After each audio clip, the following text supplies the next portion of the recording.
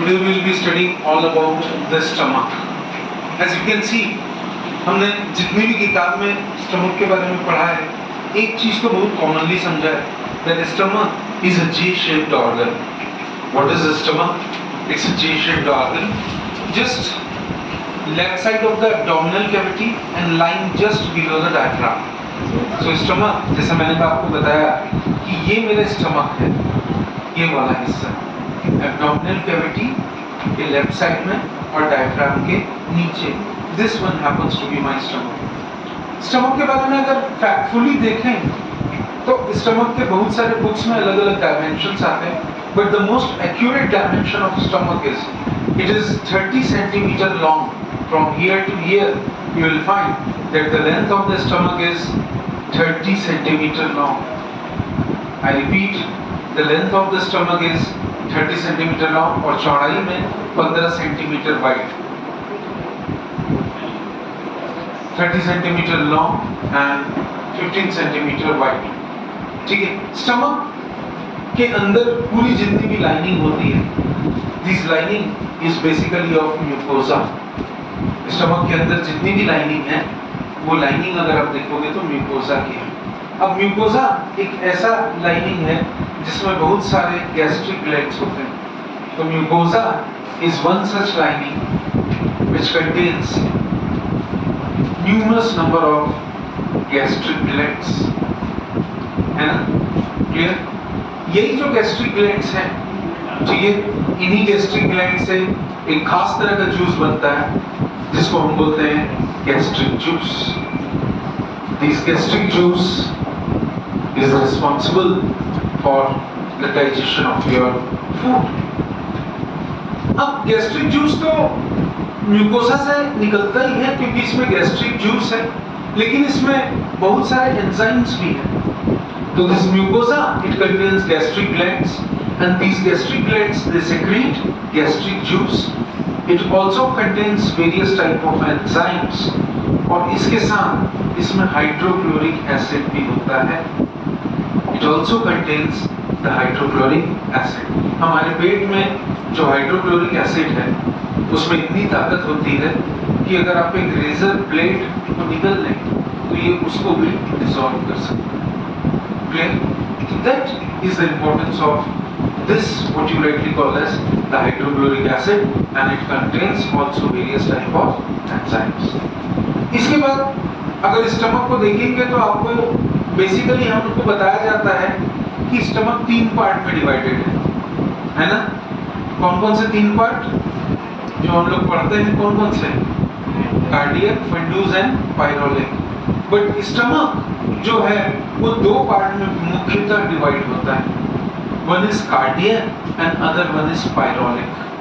तो स्टमक का अगर आप डिवीजन देखेंगे तो division of stomach, the stomach is divided into 2 important parts. One is what you call as the cardiac region and the second one is commonly known as the pyrolic region. Repeat that the stomach is divided into 2 parts. One is the cardiac and another one is the pyrolic. जो larger cardiac part है, look at here, cardiac part का एक हिस्सा जिसको हम बोलते हैं larger cardiac part, वो फर्दर डिवाइडेड है into 2 more parts. And what are they? They are commonly known as, this part is known as the body. This part is known as what? This part is known as body, and the next part is commonly known as fundus. This one. तो ये cardiac part फिर से बता रहा हूँ, stomach का जो cardiac part है वो 2 हिस्से में डिवाइडेड है. One is body and another one is फंडूस.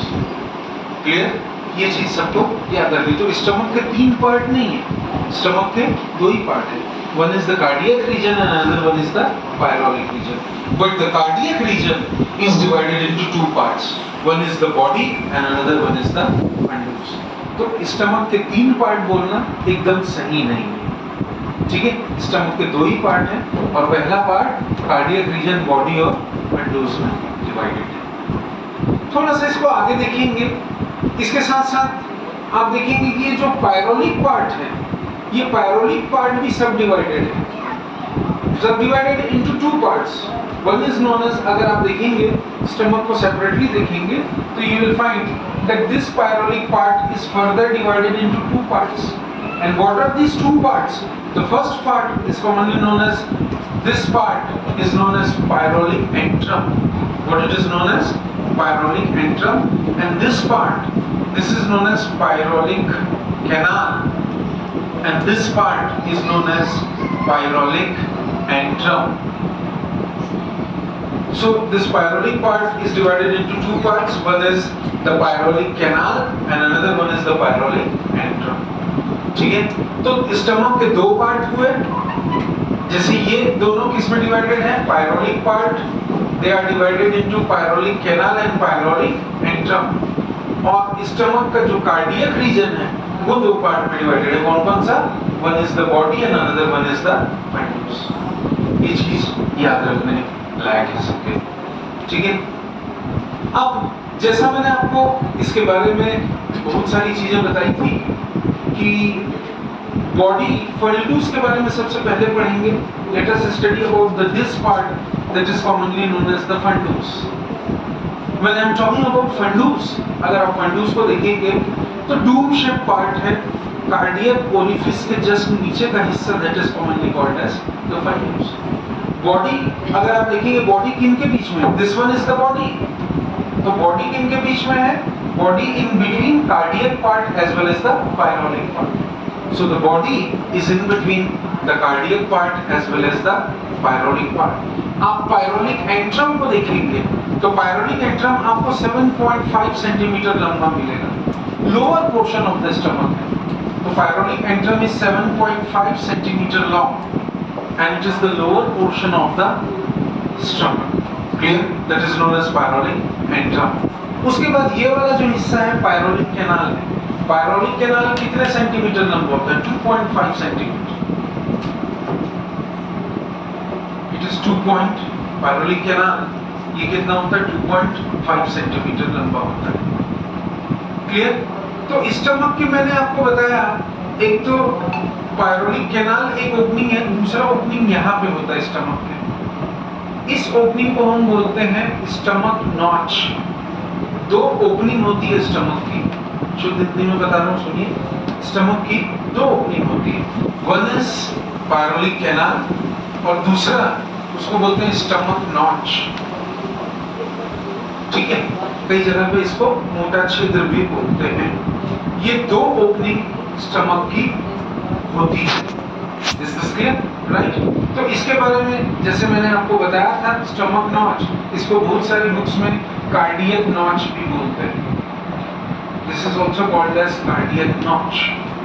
This particular point, जैसा मैंने आपको बताया था। और इसोफेगस हमारा किसमें आके खुल रहा है? ये मेरा इसोफेगस किसमें आके खुल रहा है? मेरे स्टमक। इसोफेगस जो है मेरा किसमें आके खुल रहा है? Stomach.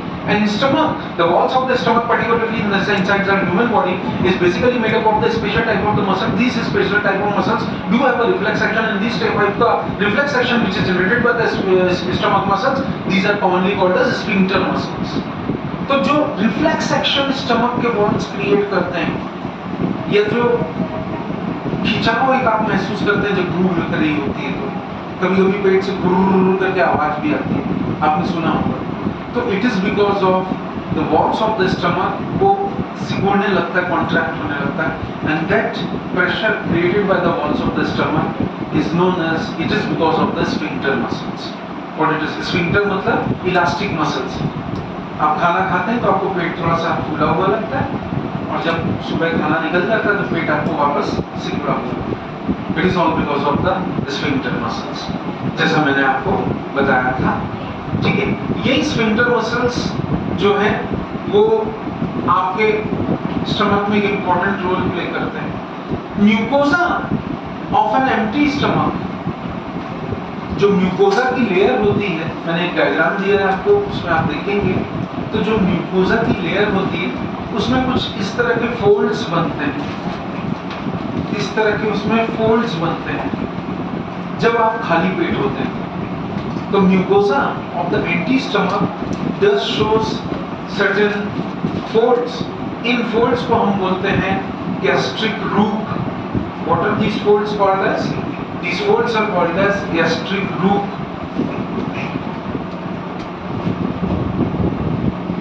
These folds are commonly called as the gastric root. अब ये gastric root क्या करता है? Gastric root एक तरीके से जब आपके खाली पेट में खाना आता है तो ये स्टमक के वॉल्स को फैला देता है ताकि वो खाना को क्या कर सके, स्टोर कर सके। तो ये गैस्ट्रिक रूट क्या होता है, स्टमक के वॉल्स को क्या करता है, फैला देता है। फिर से बोल रहा हूँ, ताकि वो आपके खाने को क्या कर सके, स्टोर कर सके। Is this clear? That is commonly called as the gastric root. ये आपके खाने को, ये आपके स्टमक के वॉल्स को फोल्ड्स में फैला देता है ताकि खाना को वो स्टोर कर सके। अब स्टमक का फंक्शन क्या है? देखिए, आमतौर पर लोग बोलते हैं कि स्टमक बहुत सारे फंक्शंस परफॉर्म करता है। नहीं, स्टमक हमारी बॉडी में 4 मेन फंक्शन परफॉर्म करता है। Stomach inside our body performs 4 main function. पहला, स्टमक एक थैला है, एक स्टोर हाउस है, एक रिजर्वायर है जहाँ पे हम अपने खाए हुए मैस्टिक्यूलेटेड खाने को स्टोर करते हैं। मैंने कई बार बताया है कि स्टमक में डाइजेशन तो होता है लेकिन आंशिक डाइजेशन होता है, पार्शियल डाइजेशन होता है।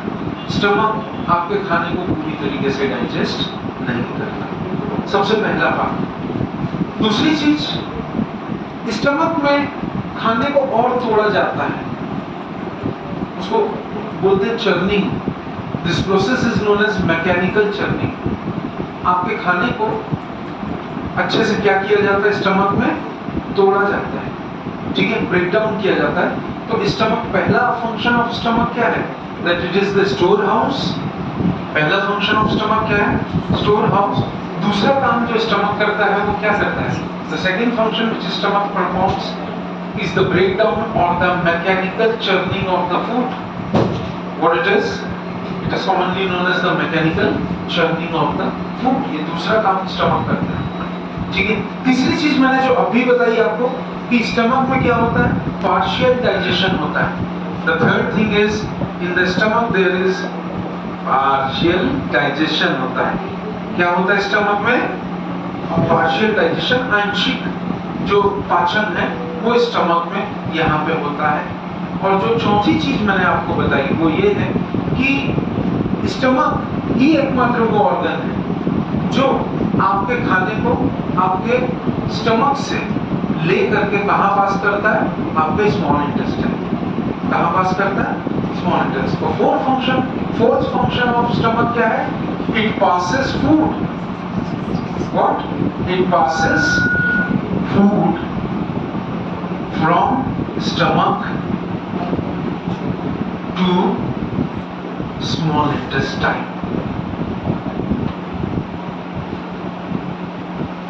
It passes food from stomach to the small intestine. अब ये तो स्टमक के मेन फंक्शंस हुए जैसा मैंने आपको बताया था, क्लियर, राइट। अब मैकेनिकल चर्निंग, जैसे स्टमक फूड को स्टोर करके रखता है, ठीक है, और इसीलिए हमको खाना खाने के तुरंत बाद भूख नहीं लगती, क्योंकि स्टमक उसको धीरे से इन सारे प्रोसेस के बाद उसको कहाँ भेजता है, स्मॉल इंटेस्टाइन। और जब वो स्मॉल इंटेस्टाइन में खाना डाइजेस्ट हो जाता है तब हम बोलते हैं इसमें मिनिमम 2 से 3 घंटे लग सकते हैं। जैसे सबसे ज्यादा डाइजेशन में, ये डाइजेस्ट होने में टाइम लगता है प्रोटीन्स को। कार्बोहाइड्रेट बड़ी आसानी से डाइजेस्ट हो जाता है। आपने महसूस किया होगा, आप इडली खा करके निकले या आप what do you call this simple carbohydrate, जैसे जो नाश्ता होता है, जैसे वो क्या बोलते हैं यार आजकल वो खाते हैं, मतलब दलिया खा करके निकले। एक और चीज है, उसको क्या बोलते हैं आजकल, oats. Yes, good, very good. Oats भी अगर आप खा के निकले तो वो बहुत जल्दी डाइजेस्ट हो जाता है। थोड़ी देर बाद आपको फिर भूख लगती कि नहीं, ऐसा होता है जैसे। तो कार्बोहाइड्रेट सिंपल शुगर से जल्दी डिसॉल्व हो जाते हैं, ब्रेक डाउन हो जाते हैं, डाइजेस्ट हो जाते हैं इनसे। लेकिन प्रोटीन, जैसे आपने 4 अंडे का ऑमलेट खा लिया तो उसके बाद आपको भूख थोड़ा 3 घंटे मिनिमम तो पकड़ के चलो, 3 घंटे तक आपको भूख नहीं लगती। क्लियर? अलग अलग चीजें हमारे स्टमक में, उसका अलग अलग टाइमिंग पे ब्रेक डाउन होता है और अलग अलग उसका एब्जॉर्प्शन होता है। वैसे ही मैंने आपको बताया था कि जब मैं मैकेनिकल चर्निंग ऑफ फूड की बात कर रहा हूँ तो आपका खाना यहाँ पे फूड प्लस गैस्ट्रिक जूस, क्या बोला मैंने? Here what happens is what you rightly call as the food plus gastric juice, and that's what happens here only. Okay, so that is what you call as the food plus gastric juice that happens in the process of mechanical churning. Partial digestion में याद रखिए, मैं बहुत important point बता रहा हूँ। Partial digestion में दो चीजों का डाइजेशन स्टमक में होता है। कौन कौन सा नोट करेंगे? पार्शियल डाइजेशन में कौन कौन सी दो चीजें जिसका डाइजेशन स्टमक में होता है? एक प्रोटीन और दूसरा fats. One is protein and another one is what you rightly call as fats. तो प्रोटीन और फैट्स का पार्शियल डाइजेशन जो है वो कहाँ होता है? वो आपके स्टमक में होता है। It occurs inside your stomach, जैसा मैंने आपको पहले ही बताया। ठीक है, और इसमें देखिए डाइजेशन में गैस्ट्रिक जूस ही नहीं, गैस्ट्रिक जूस के साथ में कुछ एंजाइम्स भी होते हैं। ये एंजाइम्स भी आपके डाइजेशन में एक इंपॉर्टेंट रोल प्ले करते हैं। Food plus gastric juice and certain enzymes, these also play a very important role in the digestion, जैसे मैंने आपको इसके बारे में बताया था। इसलिए स्टमक बहुत कम लोग जानते हैं कि एक प्रोटीन भी सेक्रेट करता है। ये बहुत कम लोग जानते हैं, ऑनेस्टली बोल रहा हूँ।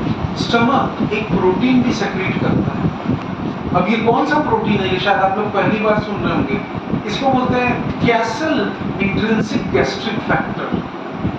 याद रखेंगे, ये चीज नोट कर लीजिए that stomach it secrets a protein. मैंने बोला ये बहुत सच में कम लोग जानते हैं that stomach it secretes a protein. It is basically a glycoprotein. What it is? Glycoprotein, and this protein is known as Castle intrinsic gastric factor. Castle intrinsic gastric factor. So this is the only protein which is secreted by stomach.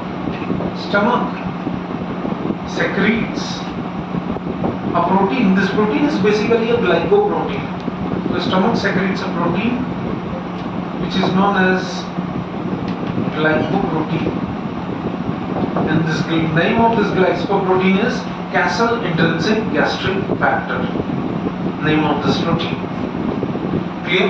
और ये जैसे मैंने आपको बताया था कि ये क्या करता है, ये इंटेस्टाइन में विटामिन B12 को एब्जॉर्ब करने में हेल्प करता है। This helps in absorption of vitamin B12 from secreted from intestine.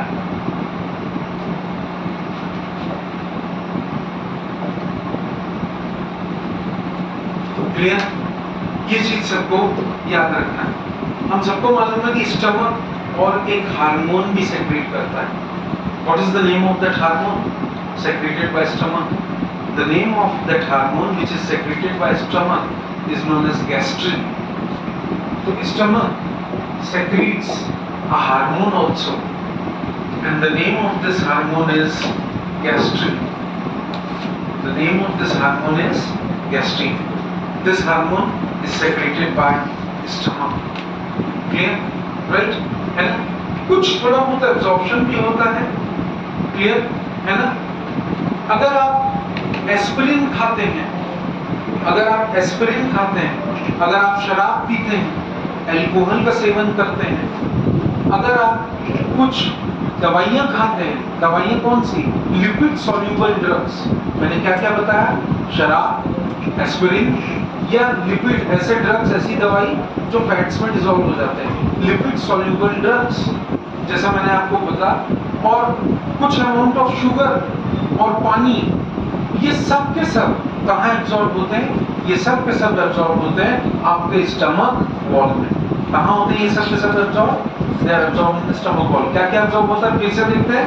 Alcohol, aspirin, lipid fat soluble drugs, water and sugar, ये सब के सब कहाँ एब्जॉर्ब होते हैं?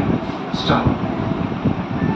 तो that's all for today about all stomach. Next class में फिर कनेक्ट करेंगे कुछ और इंटरेस्टिंग फैक्ट्स के साथ। तब तक के लिए start working hard. Thank you.